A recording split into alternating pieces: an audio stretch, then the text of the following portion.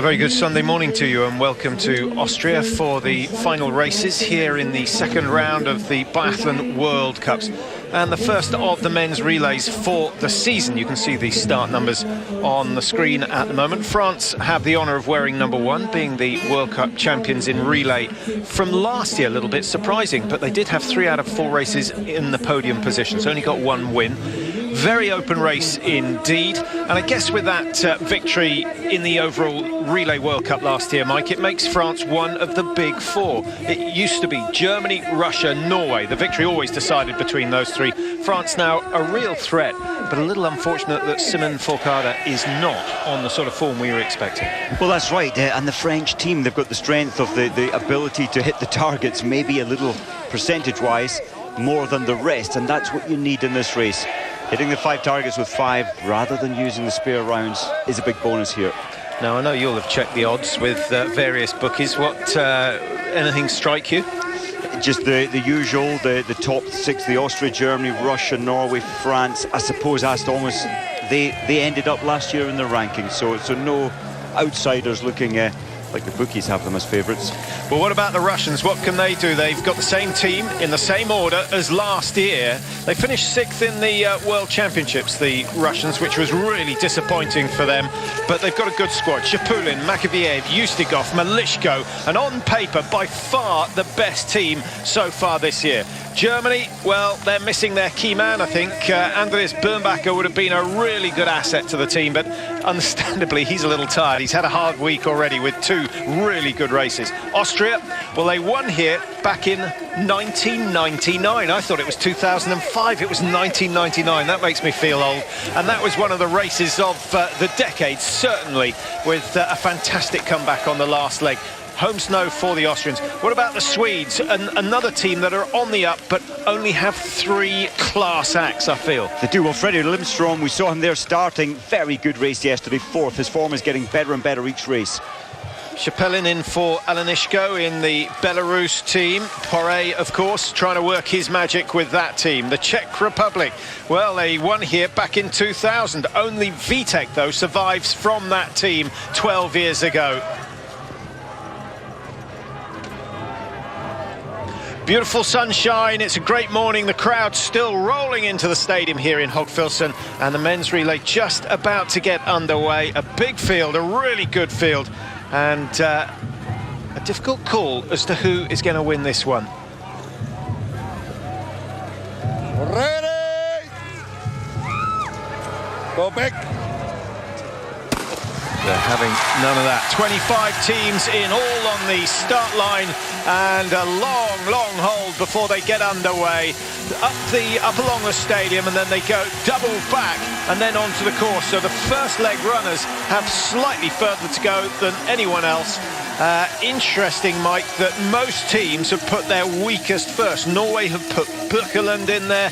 Vincent Gey goes for France, and we're hearing, having discussed his retirement yesterday, or speculated about his retirement yesterday, that this is going to be his last race. I hope it was nothing to do with what we said. Well, you called it. I didn't think about it. I still think that Vincent Gey, he's performing well, and I really hope in his final ever race, of course the Olympic champion in the sprint, I really hope it goes well for him. But I am surprised he's retiring. All the investment of time throughout the summer, he's just realizing that maybe his ski speed hasn't picked up. His shooting's still great, and he's just had enough. Well, maybe Mickey Grice has started the ball rolling, and some of the top athletes saying, well, if I'm not going well, I might as well retire and get on with the rest of my life. Why waste the whole winter finishing 30th, 40th, 50th, and actually doing himself no good at all? Well, that's right. If he doesn't see a chance of Vincent Gey for the podium individually, then it is a tough slog out on the World Cup Tour. It looks glamorous, lovely day-to-day in Hochfilzen, but it is a tough regime. Now, how important to get a good position off the start line when you think 25 skiers out there? I think very important, and Schlesinger and the Czech Republic team are looking to establish themselves in the relays. We saw that up in the mixed relay in Östersund, so Schlesinger straight to the front to keep out of trouble. Kevin Kane, sensibly, when you start on the back lane, Kevin Kane being promoted from the IBU Cup, for today for the relay. And Kevin's had a fantastic start to his season with some of the best shooting on the IBU Cup. Team 10, that is the Czech Republic with Schlesinger. The USA just slotting in around 9th, 10th position, which is really where they finished in every race last year. There's Kevin Kane at the back of the field, but you have to be patient in this game, Mike. We discussed it yesterday. It takes too much effort to try and overtake on these narrow tracks, and you might as well try and make your move when you come into the range to shoot. So much tension if you're on the grid on the third lane, the third lineup, should I say. It's difficult, no way through. The track's pretty much even though, Patrick. It's been well skied on in the practice session this morning. Sweden just edging their way into the lead, a team that were way down in 16th position in the World Championships. That was a disaster for the Swedes, and but they did finish 4th here last year. They know that they have the potential to win this one, but for Sweden it really all depends on leg number 2. If Eriksson has a good race, then there's a very good chance, because Ferry Bergman is as good as any combination for legs 3 and 4. It's a good team, and with Lindstrom, well, he's just hovering first, second place. With Lindstrom coming back on form, I think the Swedish team is going to land. They've spent time at altitude. A good number of foreign camps, including the Ramsau Glacier and the glacier down in Italy as well, the Swedish team. And I like the way the Swedish team, they've been allowed to, the coach has shaped each individual's training plan, realizing that everyone operates slightly differently. And I think that's a good system. They're mature enough to know what to do best.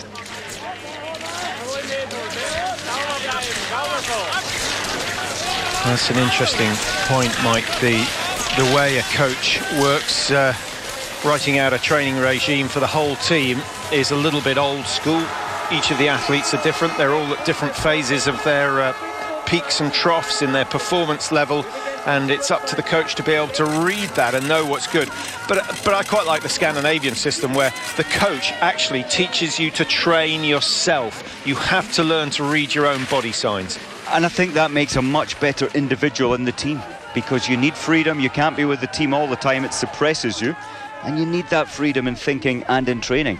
It's like Jakob Falk deciding it's the hill, I'm going to go to the front. Well, this is where he won his race with a big burst on the final hill. Great performer, isn't he, Jakob Falk, Mike? So nice to see he's got some confidence in the range as well. We've always known he's a brilliant skier, but to be able to take Martin Fourcade to the cleaners on the last lap of a race, that really does go down in the record books. It was incredible, and there he is. He's kind of slowing it down now, but alongside him, Lindstrom's not. Looks like he's going to unleash and try to push it. It's not particularly fast though at the moment, Patrick. It's not fast. This is the slowest. I think this is the slowest Jakob Falk has ever skied. He's gone to the front. He wants to control the pace at the front. This is exactly what he did yesterday, and I think he found that on these narrow tracks, if you control the race, you know exactly what's going to happen. You don't get any psychological surprises, and that's really where he won the day yesterday. And look what he's done there. He's slowed it down. Now he's put on a turn of pace, so he really has damaged the back end of the field, who can only accordion pack up tight together. Yeah, crafty skiing. I like it. It's maybe he's the new Bjorndalen, who used to be so good with his awareness, or the Petter Northug of the biathlon world. Possibly. He's got a great instinct, Jakob Falk, and what a find. Croatian, and then the Slovenians realised, well, Croatia didn't have the budget really to take him to the top level. Well, this is the most technical corner on the course. You'll see the different ways of taking it. Some will take it tight. If you drift wide, you're into the slightly softer snow, so it's not a bad idea. And by the time we get to the last lap, they may struggle with that corner a little. The rut's already starting to form. So when they come, the first shoot, you can see the crowds considerably bigger than they were yesterday. The weather's played a part. The fact that the racing has been so good also playing a part.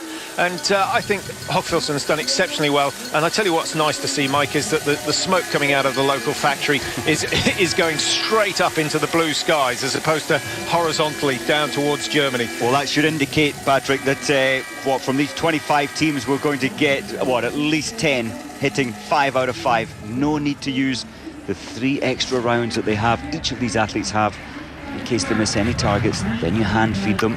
It takes about 10 seconds. Yeah, 5 targets, 8 rounds of ammunition, but only 5 in the magazine. Sweden the first to strike. Good start for the Swedes. Slovenia with Jakub Fakt, 1 spare round required. No mistakes from the Swedes with Freddie Lindström. That's not a surprise. The Austrians get away cleanly, and a great performance from the local team. Dani Mesetic, who is the first leg runner for them, he'll be handing over to Christoph Suman, Pinter, Landerting, and all names that we've had on the circuit for at least 6 years, and in some cases 12, 13, 14 years of experience behind them. The Americans, Mike, a team that should be in the running for a top 5 position. I would agree, they do have the ski speed. Kevin Kane struggling down there with such good shooting at the IBU Cup. When you then step it up, the pressure of first leg, delighted he's got it. But yes, the Americans, and first leg for the Americans hasn't been racing individually. Leif Nordgren, he's skiing fast, but just hasn't been hitting the targets. Well, it's a disaster for Inamata of Japan. 5 misses in all, so 3 penalty loops. Maybe someone dropped his rifle on the way to the range. There's no excuse for that, Mike, but that's an absolute disaster for him. Sweden, Austria, France, Germany, Slovenia, the top 5 at the moment. Only 7 seconds between them. Welcome back out on the track again after the first shoot. I can tell you, 11 of the best athletes here hit the perfect 5 out of 5, giving the advantage where they can at least get out of the range as quickly as they possibly can. No need to hand feed the extra rounds. Fredrik Lindström leading the way at the moment. And there's the 11. You can just see a group of 6 up the front, and then being followed by the 5 chasing them down. They're the ones that hit the perfect 5 out of 5. Well, it's nice to see a bit of blue sky here in Austria, and we always get a good mix. Lots of fresh snow, lots of sunshine, and the sort of pick-me-up that the athletes need at this time of year. Of course, only one more round of the World Cup, and then they stop for the Christmas break. It all seems to go so fast. But just a little bit of sympathy for the racers. This is the 3rd day of racing in succession. And Mike, that's a tough program. In the old days, sometimes we started on Wednesday, we raced on Wednesday, and then on Friday, and then on Sunday. So